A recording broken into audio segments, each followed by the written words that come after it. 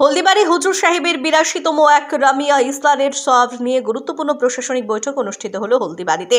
শুক্রবার দুপুর ১টা নাগাদ হলদিবাড়ি ব্লক প্রশাসনের ডাকে শহরের বিডিও অফিসের কমিউনিটি হলে এই বৈঠকের আয়োজন করা হয়। উপস্থিত ছিলেন হলদিবাড়ির বিডিও রেঞ্চি লামু শেরপা, পুরসভার ভাইস চেয়ারম্যান অমিতাভ বিশ্বাস সহ থানা, দমকল, স্বাস্থ্য, পরিবহন, বিদ্যুৎ সহ বিভিন্ন দপ্তরের আধিকারিক ও হুজুরের বংশধর ও ইসালে সোয়াব কমিটির সদস্যরা। জানা যায় আগামী 15 এবং 16 জানুয়ারি হলদিবাড়িতে অনুষ্ঠিত হবে এই ইসালে সোয়াব উপলক্ষে লক্ষ লক্ষ পুণ্যার্থীর সমাগম হবে এখানে।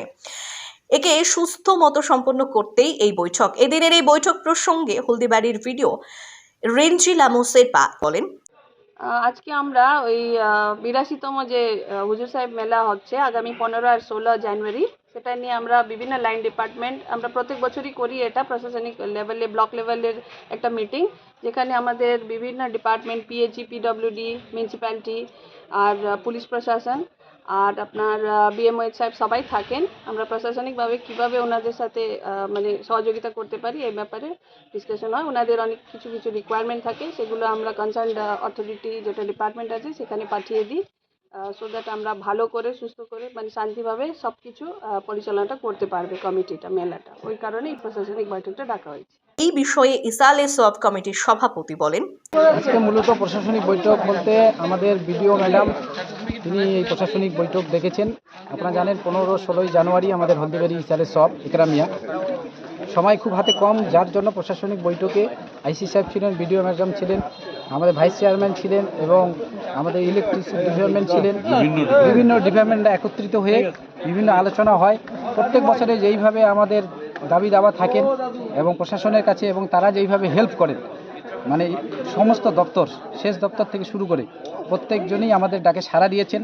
তেনাদের কাছে আমাদের কিছু দাবি দাওয়া ছিল, তেনারা আশ্বাস দিয়েছেন 100% তেনারা চেষ্টা করছেন যত বেশি আমাদের হেল্প করে ইকরামিয়া ইসালে সোয়াবে তেনারা অংশীদার হতে পারেন এবং আমাদের সর্বোপরি লক্ষ্য জনতার ভিড়ে যা যা প্রয়োজন তেনারা সব দিক দিয়ে আমাদেরকে সিকিউরিটি বা অর্থাৎ ব্যবস্থা করবেন, এই আশ্বাসটুকু তেনারা আমাদের দিয়েছেন।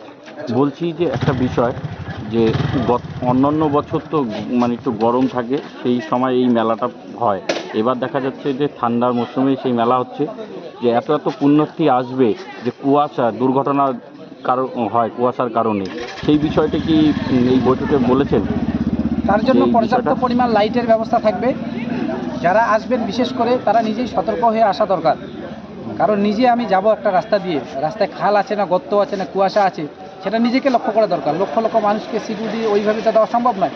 যারা ভক্ত আসবেন, ভক্ত মুরিদান শিষ্যরা আসবেন আমাদের, তারা নিজে চেষ্টা করবেন টাইম মতো ঢুকতে, কোন সময় কুয়াশা আছে কোন সময় কুয়াশা নেই, সেই হিসেবে তারা ঢুকবেন। হয়তো রাতে সারা রাত থাকবেন, বিকেলে ঢুকে যাবেন, হয়তো গ্যাদারিংটা দিনে বেশি হবে।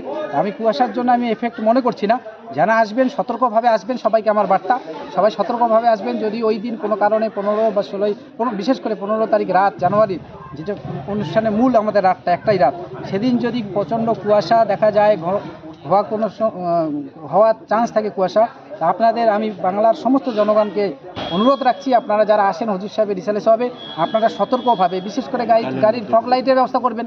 বিভিন্ন সিস্টেম করে আসা যায়, সেইভাবে যেমন করে আসা দরকার কুয়াশা থাকার পরও আমি অনুরোধ করব সেইভাবেই যেন সবাই আসতে পারে, সুস্থ শরীরে এসে তারা যেন এইখানে দোয়া আশীর্বাদ নিয়ে যেতে পারে, এটুকু আশা করব। আচ্ছা, যে নিরাপত্তা ব্যবস্থা, যে সিসিটিভি বসানো হয়, তো এই সিসিটিভি কি বাড়ানো হবে এবার?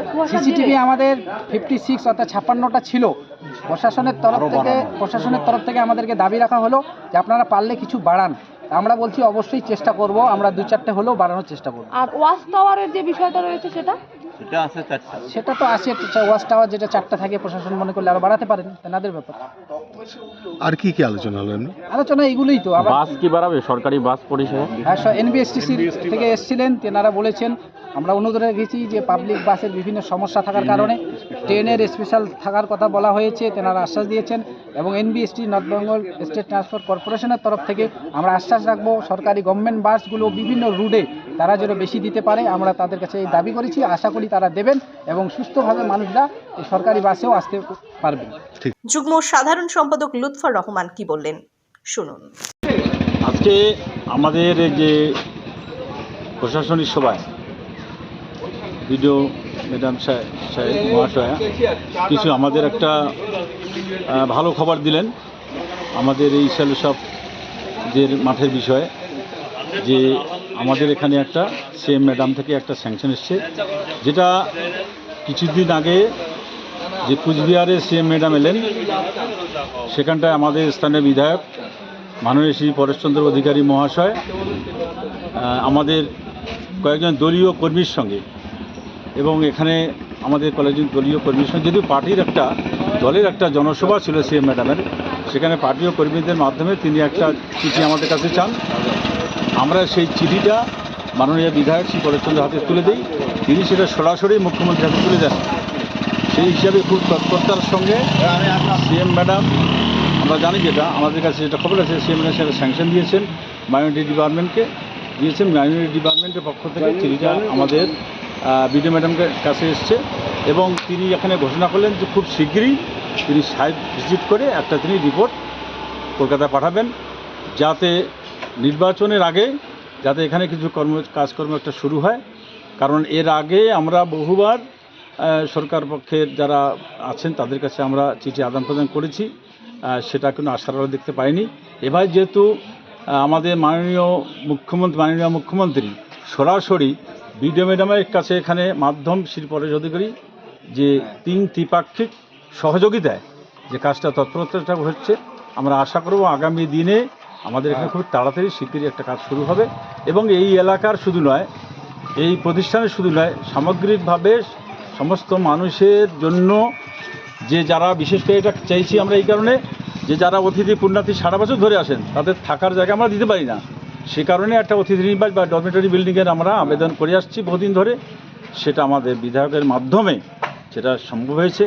আগামীতে পুণ্যার্থীদের সেই সুবিধাটা হবে, সারা বছর যারা আসেন এবং 2 দিনের যে অনুষ্ঠানে তারা যাতে আসেন তারা থাকতে পারেন, সেখানে পরিষেবাটা পায়। এই জন্য আমরা খুব আনন্দিত, আজকের সভা এটা খুব আনন্দিত বোধ করছি।